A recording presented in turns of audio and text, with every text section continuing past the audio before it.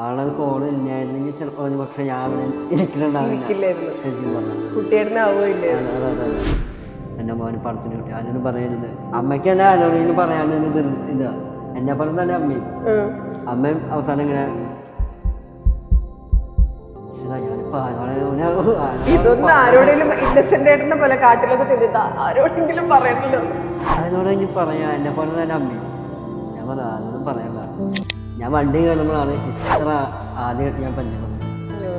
പിന്നെ എന്നെ ഒരുപാട് സപ്പോർട്ട് ചെയ്തിട്ടുള്ളത് നസ്ലിയാത്തേൻ അനിയൻ നവീനാണെന്നെ ഒരുപാട്. അതിന്റെ ഒരു ഫോട്ടോ ഒക്കെ ഞാൻ കണ്ടിട്ടുണ്ട് നിങ്ങൾ രണ്ടുപേരും വിത്ത് മൈ കുട്ടി എന്നൊക്കെ പറഞ്ഞിട്ട് അല്ലേ? നിങ്ങൾ ഭയങ്കര കൂട്ടായിരുന്നു തോന്നുന്നു അല്ലേ? എടാ സീനിയേഴ്സാടാ പറഞ്ഞത് കേട്ടാ മതി. സീനിയേഴ്സാടാ പറഞ്ഞത് കേട്ടാ മതി. അതാണ് എൻ്റെ first photo. Okay take good എന്ന് പറഞ്ഞപ്പോൾ അപ്പം തന്നെ ഞാനും കൈയടിച്ചു. എല്ലാവരുടെ മുന്നിൽ ഞാനും കൈയടിച്ചു. പോസ്റ്ററിലെങ്കിൽ സോഷ്യൽ മീഡിയയിലൊക്കെ നിങ്ങൾ ഫേമസ് ആയിരുന്നില്ലേ? ഇല്ല ഞാൻ ഫേമസ് ഒന്നല്ല. ഇന്ദ്രവന് കഴിഞ്ഞു. ഇന്ദ്രവന് വരെയാണ് എൻ്റെ മെയിൻ പോർഷൻസ് ഉള്ളത്. അത് കഴിഞ്ഞപ്പോൾ എല്ലാവരും തിരിഞ്ഞു ആ ചെക്കനോട്ടോ ഞാൻ തന്നെയാണ് സലീം കുമാർ മൊമെന്റ്സ് അല്ലേ? ബാക്കി എന്തെങ്കിലും കാര്യങ്ങൾ ഞങ്ങളോട് പറയാനുള്ളതുണ്ടോ? ഇനി എന്ത് പറയാൻ? ഇതിൽ കൂടുതൽ എന്ത് ഞാൻ പറയാൻ? പ്രണയം വരെ പറഞ്ഞു കഴിഞ്ഞു.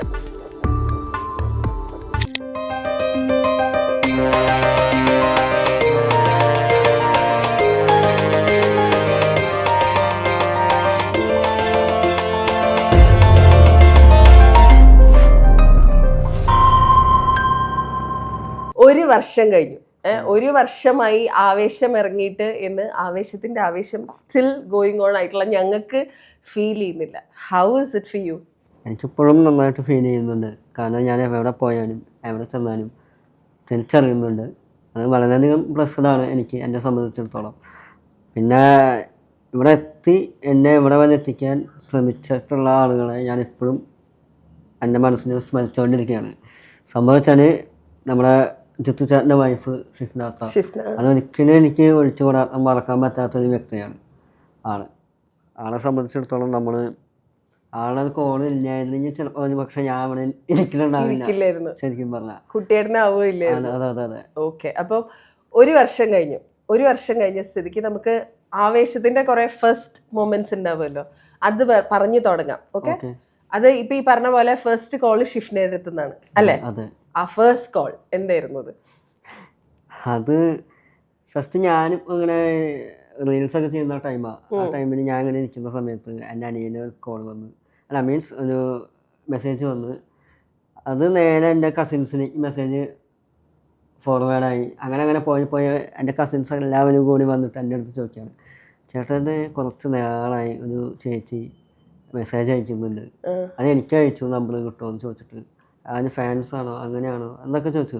അന്ന് എനിക്ക് ഫാൻസ് ഒന്നുമില്ല, പക്ഷെ എന്നാൽ പോലെ ഇഷ്ടപ്പെടുന്ന കുറച്ച് ആൾക്കാരുണ്ട്. അപ്പം അങ്ങനെയുള്ള സമയത്ത് ഞാനപ്പോൾ നോക്കിയിട്ട് അനിയനാണ് പറഞ്ഞത് ഇത് ഫിലിം ഫീൽഡാണെന്ന് തോന്നുന്നുണ്ട്.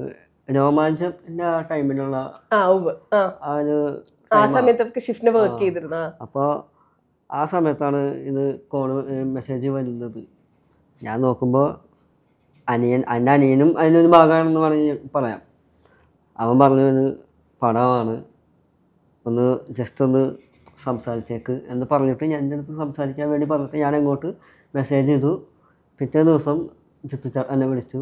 അങ്ങനെയാണ് ഞാൻ എത്താൻ കാരണമായത്. വിളിച്ചിട്ട് എന്താ പറഞ്ഞേ? അമ്പൂക്കൻ്റെ വീട്ടിൽ ആണ് ഞാൻ പോയത്. അന്ന് എനിക്ക് അമ്പൂക്കൻ്റെ വീട് അറിയില്ല. ഫോർട്ട് കൊച്ചിയിലാണ്. അമ്പൂക്കൻ്റെ വീട് എവിടെയാണോ എങ്ങനെയാണോ എന്ന് എനിക്കറിയില്ല. അതറിയാണ്ടാണ് ഞാൻ പോയത്. അവിടെ എത്തിയപ്പോൾ ജിത്തു ചേട്ടൻ, ഷിഫ്നാത്ത, പിന്നെ ഷജീംബ്രോ എന്ന് പറഞ്ഞിട്ടൊരു നമ്മുടെ നേടി ആണ്, ഇത്ര ആൾക്കാരുണ്ടാകുന്നുള്ളൂ. അതൊക്കെ കൂടി നിന്ന് സംസാരിച്ച് ചെറിയൊരു സ്ക്രീൻ ചെയ്ത് നോക്കി. അപ്പം തന്നെ ജിസോടെ പറഞ്ഞു ശരി എപ്പോൾ വിട്ടോ എന്ന് പറഞ്ഞു. അവൻ ഒറ്റ ടൈക്ക് എടുത്തോളൂ. അത് കഴിഞ്ഞപ്പോൾ ചിത്തോടെ പറഞ്ഞു ശരി ഞാൻ വിളിക്കാം എന്ന് പറഞ്ഞു. അപ്പം തന്നെ എനിക്ക് തോന്നി തീർന്നു. അത് കേട്ട് ഞാൻ ചിത്തോനോട് ഞാൻ വാക്ക് പറഞ്ഞിട്ടുണ്ടായിരുന്നു. അതിപ്പോഴും നല്ല ഓർമ്മയുണ്ട്. ചിത്തോട്ട നമ്മൾ എത്ര ആൾക്കാർ ഒരു പടം കാണാൻ വേണ്ടിയിട്ട് അല്ലെങ്കിൽ പടത്തിൻ്റെ ഫേസ് കാണിക്കാൻ വേണ്ടിയിട്ട് എത്ര ആൾക്കാർ പടത്തിൻ്റെ ഫേസ് കാണിക്കാൻ വേണ്ടിയിട്ട് എന്തൊക്കെ ചെയ്യുന്നു. അപ്പോൾ ഇങ്ങനെ ഒരു അവസരം എനിക്ക് ഇപ്പോൾ കിട്ടിയത് തന്നെ വളരെ ഭാഗ്യമായിട്ടാണ് ഞാൻ കരുതുന്നത് എന്ന് പറഞ്ഞു. ചിത്തോട്ടം പറഞ്ഞു നമുക്ക് അടുത്ത വട്ടം കാണാം എന്ന് പറഞ്ഞിട്ടാണ് ഞാൻ വന്നത്. അവിടെ നിന്ന് ഇങ്ങോട്ട് പോരുന്നത്. ആ അതൊരു നിമിത്തമാണെന്ന് തോന്നുന്നു. അപ്പൊ അവിടെ നിന്ന് സെലക്റ്റഡ് ആയിട്ടാണോ പോകുന്നത്? അല്ല, സെലക്റ്റഡ് ആണോ ഇല്ലയോന്നൊന്നും എനിക്കറിയില്ല, അറിയില്ലായിരുന്നു. പിന്നെ സെലക്റ്റഡ് ആണെന്ന് എപ്പോഴാണ് അറിഞ്ഞത്? ഇതൊരു 5 ദിവസമൊക്കെ കഴിഞ്ഞപ്പോഴാണ് ചിത്തോട്ടം വിളിച്ചിട്ട് പറഞ്ഞു നമ്മുടെ പടത്തിൻ്റെ ഒരു ഭാഗമാണ്. ആരോടും പറയരുത്. ഇല്ല കേട്ടോ, ആരോടും പറഞ്ഞില്ല. മിന്നനാണ്. മിന്നനോ? ഞാനോ? ഞാനോ? ചിത്തോട്ടം എന്താ പറയുന്നത്? എൻ്റെ കയ്യൊക്കെ ഇങ്ങനെ കിടന്ന് വിറയ്ക്കുക. പടത്തിനോ? ഞാനോ? അപ്പം തന്നെ ഞാൻ ഓഫീസിൽ വർക്ക് ചെയ്തുകൊണ്ടിരിക്കുക. എൻ്റെ ഓഫീസ് വരുന്നത് ഇവിടെ തൃശ്ശൂർ കിഴക്കേക്കോട്ടയിൽ. അവിടെ നിന്ന് വർക്ക് ചെയ്തുകൊണ്ടിരിക്കുന്ന സമയത്താണ് കോൾ വന്നത്. അപ്പം തന്നെ ഞാൻ മുതലാളി എടുത്ത് പോയത്. ആനോട് പറയരുതെന്ന് പറഞ്ഞാൽ എന്നോട് അപ്പം തന്നെ ആനോടതിന് പറയാണ്ടൊരു ഇതില്ല, സമാധാനം കിട്ടണില്ല. ഞാൻ അവിടെ പോയി റിസോർട്ടോ ഒരു കാര്യം ആരോടും പറയരുത് പറയുന്നത്. ആ പറയുന്ന എനിക്കൊരു ചാൻസ് കിട്ടി സിനിമയിൽ, ഞാൻ പോയിട്ട് വരാം എന്നുള്ള കാര്യം. ആ അപ്പോഴൊന്നും ആൾക്കാരും അറിയില്ല ഇത്രയും വലിയ ഹിറ്റ് പടത്തിന്റെ ഭാഗമാണ്. ഫഹദിന്റെ മൂവി ആയിരുന്നു അറിയോ? അത് അന്ന് ചെല്ലുമ്പോ ഫഹദിക്കാനെയാണ് നമ്മൾ ചെയ്യുന്നത് എന്ന് പറഞ്ഞിട്ടുണ്ട്, ലൈന് വെക്കുന്നത്.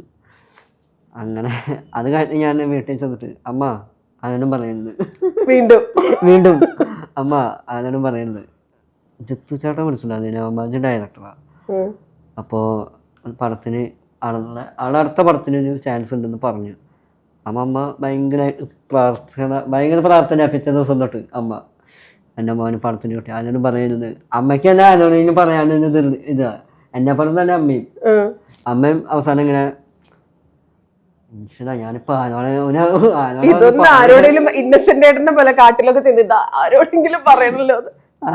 പറയാ എന്നെ പോലെ തന്നെ അമ്മയും.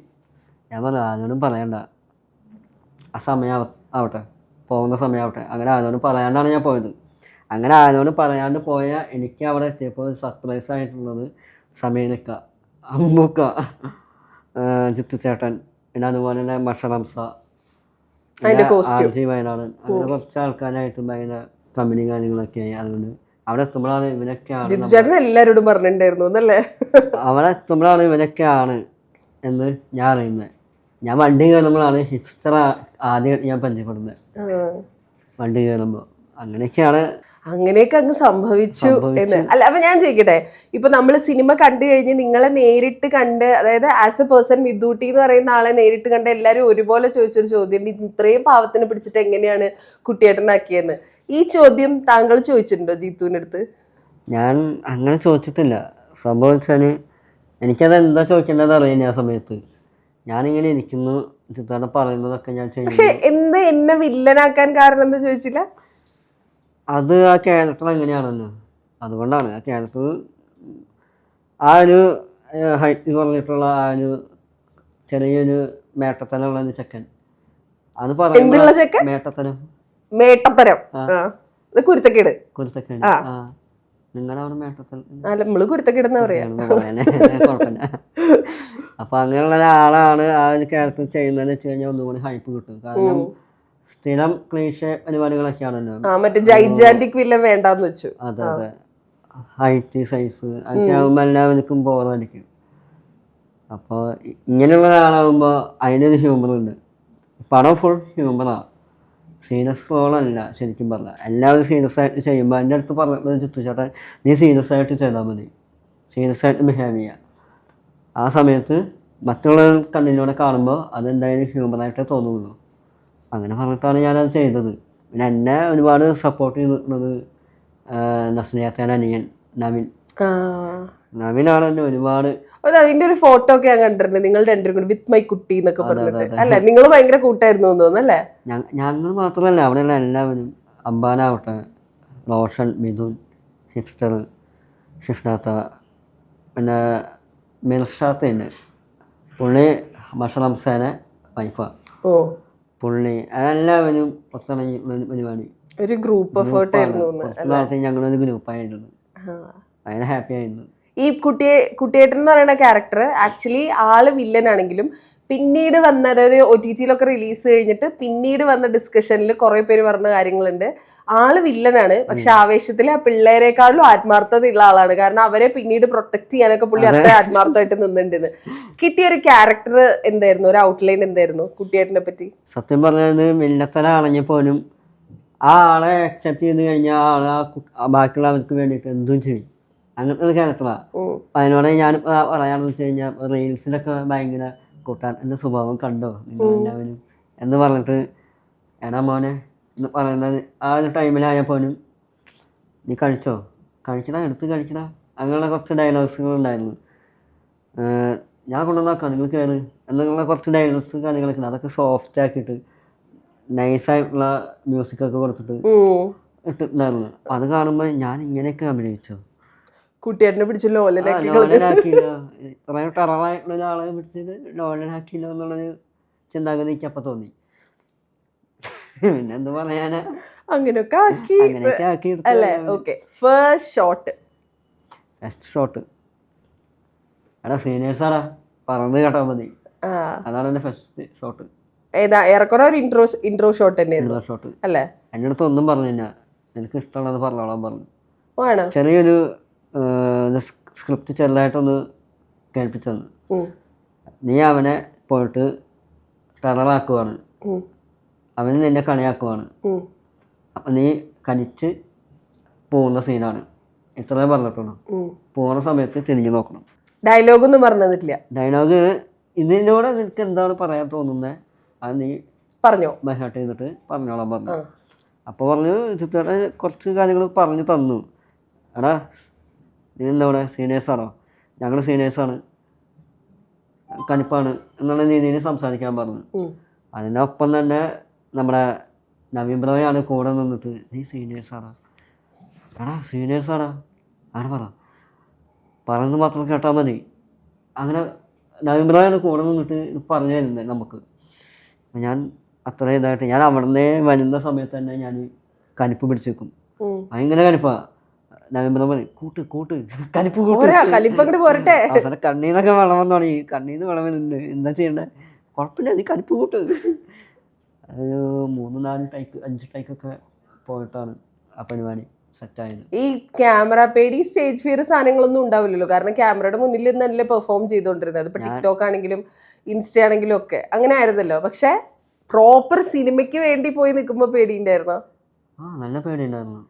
കാരണം വെച്ചാൽ ഞാൻ ചെറിയ സ്ക്രീനിലാണ് തുടങ്ങിയത്, മൊബൈലിലാണ് ഞാൻ തുടങ്ങിയത്. അപ്പം നമുക്ക് നമ്മുടെ ആ ഒരു റൂമിനുള്ളിൽ നമുക്ക് ആ ഒരു ഇതിന് വെച്ചിട്ടാണ് നമ്മളത് ചെയ്യുന്നത്.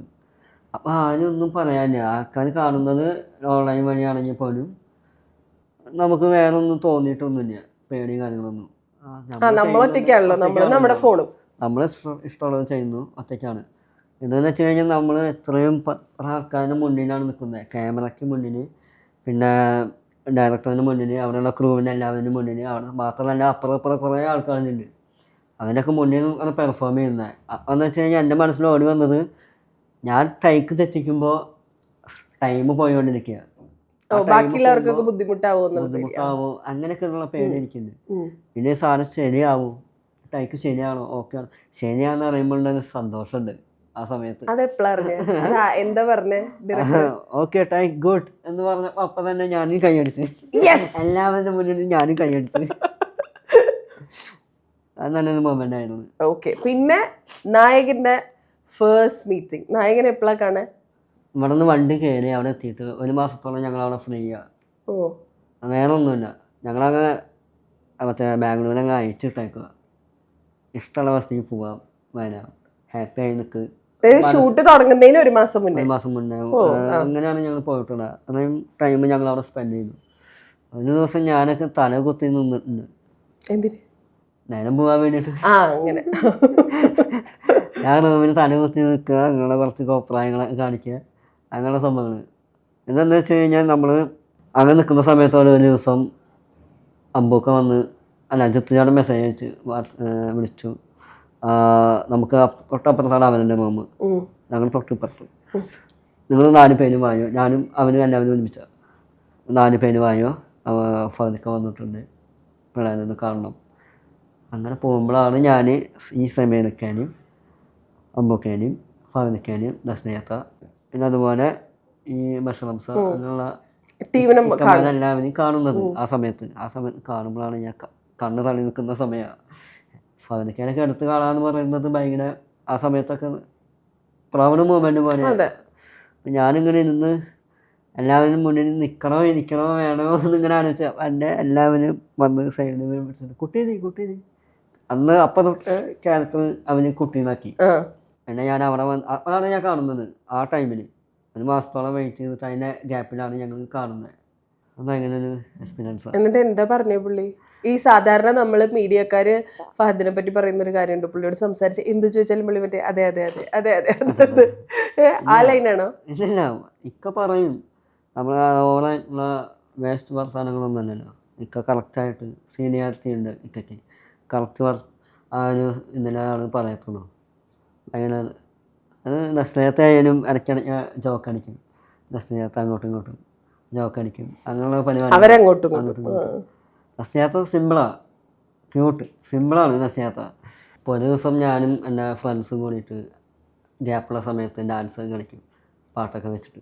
അപ്പോൾ ആ സമയത്ത് നസ്ലിയത്ത് ബാക്കിന് വന്ന് നിന്നിട്ട് ഞാനപ്പോൾ ഡാൻസ് കളിച്ച് ഒറ്റക്കണ്ണാൽ പാട്ടൊക്കെ വെച്ചിട്ട് ഇങ്ങനെ കയറി പോയത് ബാക്കിന് നസ്ലിയത്ത് വന്നിട്ട് കൊള്ളാം കളിക്കട്ടെ പോരട്ടെ ഈ സാധനം.